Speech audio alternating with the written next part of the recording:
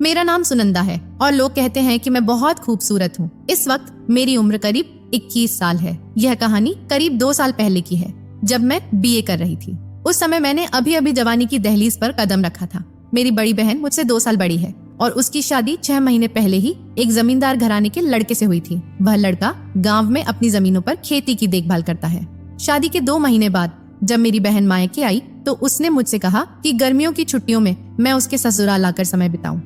मैंने उसकी बात मान ली क्योंकि मैं भी उसकी ससुराल और गांव देखना चाहती थी। जैसे ही गर्मियों की छुट्टियां शुरू हुई, मैंने अपना सामान पैक किया और दीदी के घर चल पड़ी। जब मैं उनके घर पहुंची तो दोपहर का वक्त था और गर्मी बहुत तेज थी।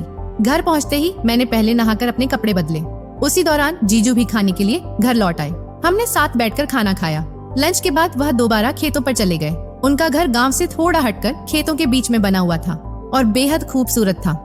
वह घर देखकर मैं हैरान रह गई थी, क्योंकि मुझे नहीं लगा था कि गांव में भी इतने अच्छे और सुंदर घर हो सकते हैं। मेरी दीदी ने मेरे रहने के लिए अपने कमरे के पास वाला एक कमरा दिया। उसी के बगल में एक और कमरा था जिसमें उनका देवर रहता था। वह उम्र में मुझसे केवल 2 साल बड़ा था और यूनिवर्सिटी में पढ़ाई करता था। इस बार वह भी छुट्टियां मनाने अपने घर आया हुआ था। जिस दिन मैं वहाँ पहुंची काफी थकी हुई थी, इसलिए जल्दी ही सो गई।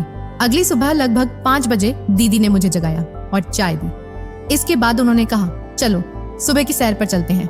मुझे हैरानी हुई क्योंकि शादी से पहले दीदी इस वक्त गहरी नींद में रहती थी, लेकिन मैंने कुछ नहीं कहा और उनके साथ टहलने निकल पड़ी। सुबह की ठंडी घास पर चलने का अनुभव बहुत अच्छा लग रहा था। करीब 20 मिनट टहलने के बाद दीदी ने कहा, चलो अब वापस चलते हैं। लेकिन मैंने उनसे कहा, आप चलो, मैं कुछ देर और यहाँ समय बिताना चाहती हूँ। दीदी वापस चली गई और मैं खेतों की ओर टहलते टहलते आगे बढ़ गई। तभी मेरी नजर एक जगह पड़ी और मैं ठहर गई। मैंने देखा कि दीदी का देवर ट्यूबवेल के पानी से नहा रहा था और उसने कोई कपड़ा भी नहीं पहना था। यह देखकर मैं हैरान रह गई, क्योंकि मैंने अपनी जिंदगी में पहली बार किसी मर्द को इस हाल में देखा था। मुझे शर्म भी महसूस हो रही थी, लेकिन फिर भी मैं वहीं खड़ी रही। वह मेरी मौजूदगी से अनजान होकर नहा रहा था। उसने पानी में डुबकी लगाई और जब बाहर निकला तो मेरी नजर अनजाने में उसकी टांगों के बीच चली गई। यह देखकर मैं स्तब्ध रह गई। इससे पहले मैंने केवल तस्वीरों में यह सब देखा था, लेकिन हकीकत में ऐसा पहली बार देख रही थी। उसने एक बार और पानी में डुबकी लगाई और फिर बाहर निकलकर कपड़े पहन लिए। इसके बाद वह घर की ओर चल दिया। मैं वहीं कुछ देर खड़ी रही, फिर धीरे धीरे घर की तरफ लौट पड़ी। उसे इस हाल में देखने के बाद मैं अंदर से काफी उलझन महसूस कर रही थी। जब मैं घर पहुंची तो दीदी ने नाश्ता तैयार कर दिया था। मैं टेबल पर बैठने आई तो दीदी का देवर भी आकर मेरे पास वाली कुर्सी पर बैठ गया। उसे देखकर मुझे अंदर से शर्मिंदगी महसूस हो रही थी। नाश्ता करने के बाद जीजू किसी काम से शहर चले गए। उनके जाते ही दीदी ने अपने देवर से कहा, तुम अपनी बहन को फार्म हाउस दिखा लाओ। ये सुनकर उसने मुस्कुराते हुए कहा, क्यों नहीं भाभी। फिर मेरी ओर देखते हुए बोला, चलो तुम्हें फार्म हाउस दिखाता हूँ। सुबह उसे उस हालत में देखने के बाद मैं पहले ही शर्म से भरी हुई थी। अब दीदी ने मुझे उसके साथ जाने को कह दिया था। आप सोच सकते हैं उस वक्त मेरी क्या स्थिति रही होगी, लेकिन मैं इनकार नहीं कर सकी और उसके साथ फार्म हाउस देखने के लिए चल पड़ी। हम दोनों पैदल ही फार्म हाउस की ओर निकल गए। फार्म हाउस घर से ज्यादा दूर नहीं था, बस थोड़ी ही दूरी पर था। रास्ते में वह मुझसे बातें कर रहा था और मैं बस हाँ या ठीक है कहकर जवाब दे रही थी। बातचीत के दौरान मैंने महसूस किया कि वह काफी हंसमुख और मजाकिया स्वभाव का है। कुछ देर बाद हम फार्म हाउस पहुंच गए। वहाँ उसने मुझे किन्नू और अमरूद के बाग दिखाए। उसके बाद वह मुझे डेयरी फार्म पर ले गया और कहने लगा, चलो तुम्हें अपना डेयरी फार्म दिखाता हूँ। उसने बताया कि इस फार्म में ऑस्ट्रेलियन नस्ल की गायें हैं जो बहुत ज्यादा दूध देती हैं। फार्म के एक कोने में एक बैल टहल रहा था। उसने बताया, इस नस्ल का बैल इस पूरे इलाके में सिर्फ हमारे पास है। इसे खरीदने के लिए कई लोगों ने लाखों रुपए की पेशकश की है, लेकिन हमने इसे बेचा नहीं। हम बातें कर ही रहे थे कि अचानक वह बैल दौड़ते हुए गाय के पास चला गया और कुछ ही देर में वह गाय के साथ वह सब करने लगा। यह देखकर मैं बुरी तरह से शर्मिंदा हो गई। मैंने तुरंत अपनी नजरें नीचे कर ली और उससे कहा, चलो अब मुझे घर जाना है। वह हैरान होकर बोला, क्या हुआ? तो मैं गुस्से में बोल पड़ी, क्या मुझे यही सब दिखाने के लिए लाए हो? मेरी बात सुनकर उसके चेहरे पर हल्की मुस्कान आ गई।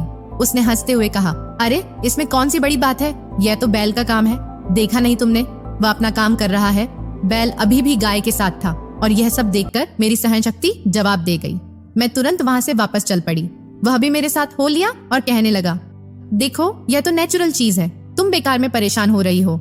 उसके चेहरे पर अब भी वही अजीब सी मुस्कुराहट थी, जिसे देखकर मैं और असहज हो गई। मैंने अपने कदम तेज कर दिए, लेकिन उसने भी अपनी रफ्तार बढ़ा ली। चलते चलते वह कहने लगा, देखो यह तो एक नेचुरल चीज है, इंसान भी तो यही सब करते हैं, बस फर्क इतना है कि वे इसे अपने बेडरूम में करते हैं और कोई उन्हें देख नहीं पाता। उसकी यह बात सुनकर मैं पूरी तरह खामोश हो गई और घर पहुंचते ही अपने कमरे में चली गई। कमरे में जाकर मेरी हालत अजीब सी हो गई थी। सुबह सुबह जीजू और दीदी को उस हालत में देखना और फिर बैल और गाय का वह मंजर देखना, यह सब मेरे मन में घूमने लगा। मुझे समझ नहीं आ रहा था कि मैं क्या महसूस कर रही हूँ। धीरे धीरे मुझे नींद आ गई और दोपहर तक सोती रही। दीदी ने मुझे उठाया और मैंने दोपहर का खाना खाया। शाम को जीजू भी घर लौट आए। हम सबने मिलकर रात का खाना खाया। खाने के दौरान जीजू मुझसे बोले, यहाँ की जिंदगी तुम्हें थोड़ी अजीब लगेगी सुनंदा, ये लोग सुबह जल्दी उठ जाते हैं और रात को जल्दी सो जाते हैं। मैं उनकी बातें बस चुपचाप सुन रही थी क्योंकि मेरा ध्यान कहीं और था। खाने के बाद मैं चुपचाप अपने कमरे में चली गई, लेकिन मेरी आंखों के सामने अब भी सुबह के दृश्य घूम रहे थे। यह सब सोच सोच कर मेरे अंदर बेचैनी बढ़ती जा रही थी। कुछ देर बिस्तर पर लेटकर मैंने सोने की कोशिश की, लेकिन नींद नहीं आई। मैंने सोचा कि बाहर जाकर ताजी हवा में थोड़ा टहल लूं। यह सोचकर मैं अपने कमरे से बाहर निकल गई। घर के चारों तरफ बरामदा था जो काफी अंधेरे में डूबा हुआ था। मैं बरामदे में टहलते टहलते दीदी के कमरे की खिड़की के पास पहुंच गई।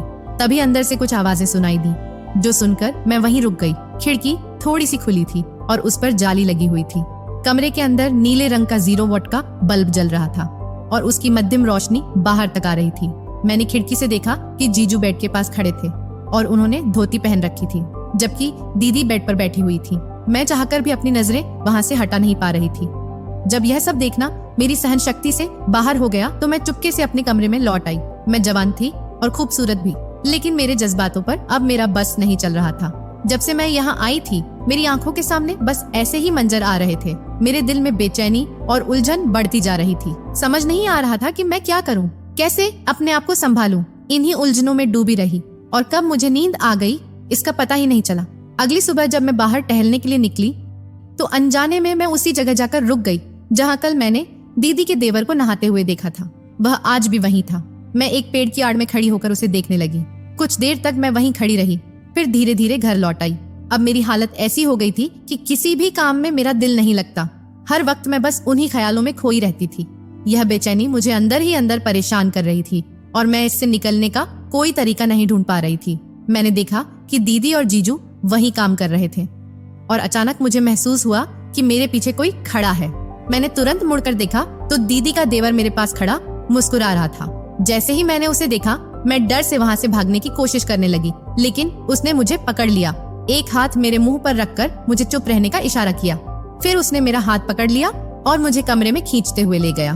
कमरे का दरवाजा अंदर से बंद करके वह मुझसे बोला, क्या देख रही थी तुम खिड़की में?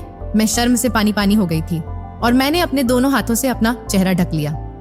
लेकिन कुछ ही देर बाद वह हंसते हुए बोला, इसमें शर्मिंदा होने वाली क्या बात है? सभी मर्द औरतें यही काम करते हैं। इस वक्त मैं शर्म से पूरी तरह गड़बड़ा गई थी और बुरी तरह कांप रही थी। मेरे होंठ भी कांप रहे थे। फिर वह हंसते हुए बोला, तुम तो बड़ी ही छुपी रुस्तम निकली। सुबह गाय बैल को एक साथ देखकर तुम तो बड़ी शर्मीली होने का नाटक कर रही थी और अब अपनी दीदी जीजू को छुप छुप कर देख रही हो। सुनंदा, मुझे तुमसे ऐसी उम्मीद नहीं थी। अगर मुझे पता होता कि तुम भी ये सब करना चाहती हो। इतना कहकर वह मेरे करीब आया और मेरे धीरे धीरे स्पर्श करने लगा। ना जाने क्यों मैं उसे रोक नहीं पाई। मुझे भी वैसा ही महसूस होने लगा जैसा कुछ देर पहले मैं दीदी और जीजू की आवाज सुन रही थी। मैंने उसके कान में धीरे से कहा, देखो दूसरे कमरे में दीदी और जीजू है और वह हमारी आवाज सुन लेंगे। अगर ऐसा हुआ तो बहुत गड़बड़ा हो जाएगी। मेरी बात सुनकर वह खड़ा हो गया और मुझे अपने पीछे आने को कहा। मैं भी उसके पीछे पीछे चलती एक दूसरे कमरे में चली गई। उस कमरे में 2 बेड पड़े थे। कमरे में आते ही उसने दरवाजा बंद कर दिया और फिर उसने मुझ पर पूरी रात प्यारा लुटाया। सुबह तक हम दोनों कमरे में ही थे। इसके बाद जब तक मैं वहाँ रही यही सब कुछ चलता रहा। फिर 1 महीने बाद मैं अपने घर लौट गई, लेकिन अगले साल की छुट्टियाँ फिर से मैंने दीदी के घर पर ही बिताई। इस बार दीदी को मेरे और उनके देवर के बारे में सब कुछ पता चल गया था। दीदी ने मुझे खूब डांटा और कहने लगी, सुनंदा, जो तुम कर रही हो वह गलत है। शादी से पहले किसी के साथ रिश्ते बनाना एक बड़ा गुनाह होता है। मैं सिर झुकाए दीदी की डांट सुन रही थी। फिर मैंने रोते हुए कहा, दीदी, मैं आपके देवर से बहुत प्यार करती हूँ। ये सुनकर दीदी बोली, तो पहले बताती, मैं तुम दोनों की शादी करवा देती। कम से कम ये सब तो नहीं देखना पड़ता। कुछ ही दिन बाद दीदी ने माँ पापा से कहकर मेरा रिश्ता अपने देवर से तय करवा दिया और फिर हमारी शादी हो गई। दोस्तों, शादी से पहले किसी गैर मर्द के साथ संबंध बनाना गलत है, ऐसा माना जाता है। आपकी इस बारे में क्या राय है? कृपया कमेंट करके बताएं। अगर आपको वीडियो पसंद आया हो तो लाइक करें, शेयर करें और चैनल को सब्सक्राइब करें। धन्यवाद।